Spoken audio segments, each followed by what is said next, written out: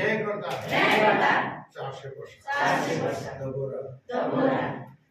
गिदोन सिम्सोन हरेक मानिसले आफ्नो दृष्टिमा जे ठिक लाग्यो त्यही गर्दथे बाहेक रुथ र सामेल संयुक्त राज्य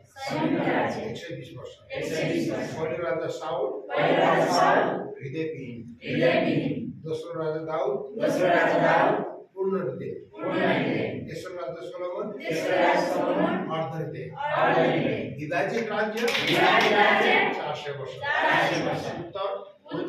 दक्षिण इजरायल यहूदा सामरिया यरूशलेम 19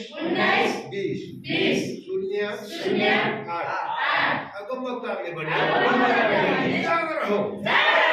कि जाओ असुर इस्राएल चित्त पारे बेबिलोन यहूदा निकालिएको निर्वासन 70 वर्ष फारस यहूदा फर्किएको एरुबाबेल मन्दिर एस्तर रानी एज्रा मानिसहरू नेहेमिया पर्खाल 400 वर्ष मौनता मलाकी र मती राजशक्तिहरू ग्रीस भाषा इजरायल आशा रोम मार्ग राजनीति महासभा शास्त्रीहरू सदुकीहरू फरिसीहरू कर उठाउनेहरू क्रान्तिकारीहरू विभिन्न विचार एउटै सुसमाचार यो कथा सक्यो अब पुस्तक उत्पत्ति सबैको सुरु प्रस्थान लेवी गन्ती व्यवस्था दोस्रो मौका यहोशु विजय र बसोबास न्यायकर्ता अन्धकारको समय विदेशीको प्रेम पहिलो साउल हृदयविहीन दोस्रो सामुएल दाउद पूर्ण हृदय पहिलो राजा सोलोमन अर्धहृदय दोस्रो राजा निष्कासन पहिलो इतिहास राजकीय वंश दोस्रो इतिहास पवित्र जाति एज्रा मन्दिर र मानिसहरू नेहेमिया पर्खाल एस्तर फारसकी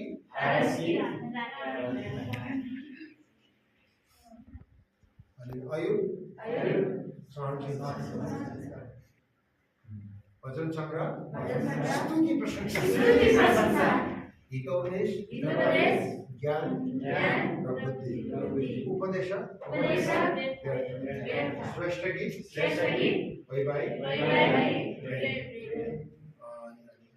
यशया दुःख एर्मिया चेतावनी न्याय विलाप आंसू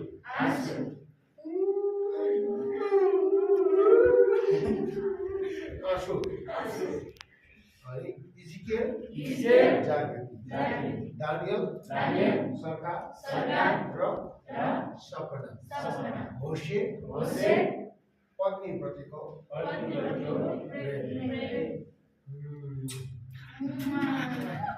योएल सलाह आमोस दण्डको आगो ओबदिया एदोमको अपराध योना माछा मिका अदालत नहुम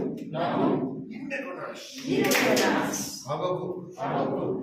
संविदा सपन्या प्रभुको दिन हात गई